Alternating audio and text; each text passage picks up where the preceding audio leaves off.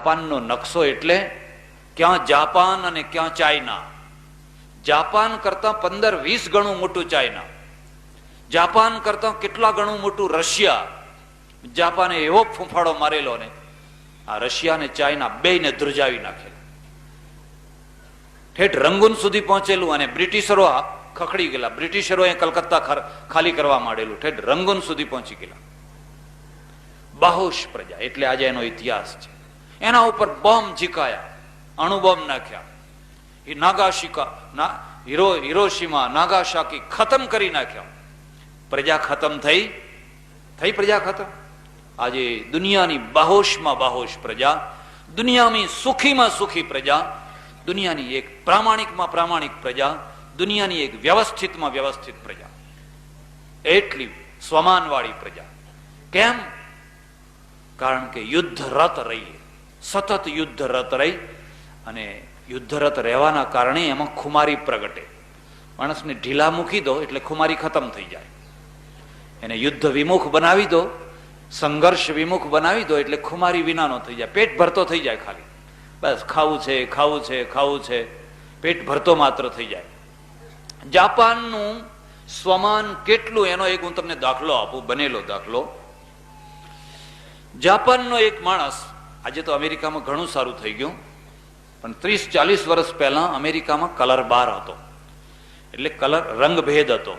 મને કોઈ હોટલમાં ના ઉતરવા દે, તમને કોઈ હોટલમાં ના ઉતરવા દે, મોટેલમાં ના ઉતરવા દે. હવે તો બિલકુલ બદલાઈ ગયું. એ સમયમાં જાપાનનો એક માણસ અમેરિકા ગયેલો અને એક હોટલમાં ઉતરેલો, બેગ મૂકી એના રૂમમાં, અને પછી કંઈક ફરવા ગયો. જ્યારે ફરીને આવ્યો ત્યારે એના મેનેજરે બેગ કાઉન્ટર આગળ મૂકી દીધેલી અને કહ્યું, સોરી, મારા બધા હોટલના બધા પ્રવાસીઓ વિરોધી થઈ ગયા છે, તમને અહીં નહીં ઉતરવા દઈએ. આ તો કલર બાર છે. હું ઈચ્છું છું કે તમે અહીં રહો, પણ મારા ગ્રાહકો બધા વિરોધી થઈ ગયા છે, એટલે મહેરબાની કરીને તમે બીજી હોટલમાં જતા રહો, કારણ કે આ હોટલમાં હવે હું રાખી શકું એમ વર્ણભેદ, કલર બાર.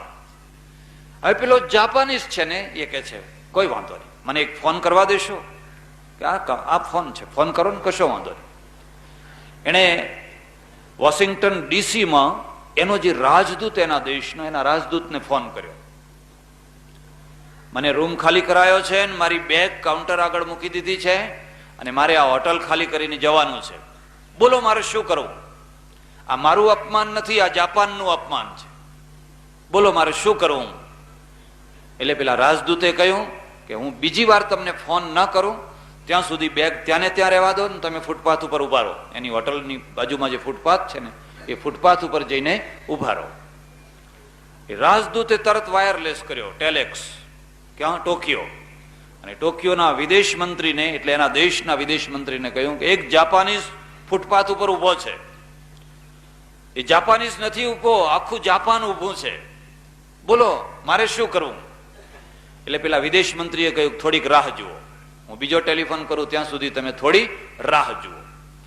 એ વિદેશ મંત્રીએ એની જે આકાશવાણી, એનો જે રેડિયો હતો ને, રેડિયોના પ્રસારણ અટકાવી અને રેડિયો ઉપર પ્રસારણ કર્યું કે આખા જાપાનમાં જેટલી હોટલો છે એ તમામે તમામ હોટલોમાં જેટલા અમેરિકનો ઉતર્યા હોય બધાને ફૂટપાથ ઉપર કાઢી મૂકો. આ મારો ઓર્ડર છે. રેડિયો ઉપર, આખા જાપાનના રેડિયો ઉપર બીજી વાર ત્રીજી વાર પ્રસારણ કર્યું. અને જાપાનીઝ પ્રજા, સંપીલી પ્રજા, બાહોશ પ્રજા, આવી ઠીંગણી પ્રજા દેખાવમાં જુઓ તો 5મી મિનિટે તો આખા જાપાનમાં જેટલા અમેરિકનો ઉતરેલા હોટલમાં બધાની બેગો રોડ ઉપર, ફૂટપાથ ઉપર. હાહાકાર મચી ગયો.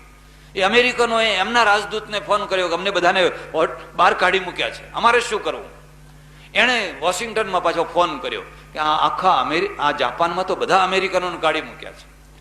અને અમેરિકાના વિદેશ મંત્રીએ એના રાજદૂતને ફોન કર્યો કે આ શું થઈ રહ્યું છે? એણે કહ્યું, મારો એક માણસ ફૂટપાથ ઉપર ઉભો છે. જો અમેરિકનોને જાપાનની હોટલમાં રહેવું હોય તો પહેલા મારા માણસને સન્માનપૂર્વક પાછા રૂમમાં લઈ જાઓ, તો અમેરિકાના માણસોને હોટલમાં રહેવા દઈશું. અને વિદેશ મંત્રીએ તરત જ પેલી હોટલવાળા ઉપર ફોન કર્યો કે માફી માગીને એને અંદર લઈ લો. એક અડધા કલાકમાં, આનું નામ શક્તિ કહેવાય. આનું નામ સંઘર્ષ કહેવાય. આપણે તો કે હવે કઈ નહીં ભાઈ, જાન બીજી હોટલમાં રહેજે ને ભાઈ, એક રાત કાઢવી છે એમાં કઈ વાત હતી, આ દેશને શું કામ ઉપાધિમાં મુકાવે છે. આપણે તો જીવવું જ છે ને, માત્ર જીવવું જ છે ને, જીવી ખાવું છે, બસ પેટ ભરવું છે ને જીવી ખાવું છે. પેલો મેનેજર ગઈ, માફી માંગી, માફ કરજો ભાઈ, તમને અન્યાય થયો, તમે ચાલો રૂમમાં, અને રૂમમાં તમને રાખીએ છીએ, જેટલા દિવસ રહેવું હોય એટલા દિવસ રહેજો. કેમ જાપાનીઝ પ્રજાએ આવું કાઠું કેમ કાઢ્યું? કારણ કે એના માઇન્ડની અંદર એક સંઘર્ષ છે. કયો સંઘર્ષ છે? ન્યાય મેળવવાનો સંઘર્ષ, સ્વમાનપૂર્વક અને સન્માનપૂર્વક જીવવાનો સંઘર્ષ. એકવાર પ્રજાને ઢીલી બનાવી દો, પોચી બનાવી દો, લૂઝ બનાવી દો, પછી એ માર ખાતી જ થઈ જવાની છે. પછી એ માર ખાતી થઈ જશે. એક પ્રજા કદી ઊંચી નહીં આવી શકે. એ તો જ્યારે જુઓ ત્યારે નાના માણસોથી મોટા માણસો માર ખાશે, થોડા માણસોથી ઘણા માણસો માર ખાશે, કારણ કે એ તો લૂઝ પ્રજા છે, દબાઈ ગયેલી પ્રજા.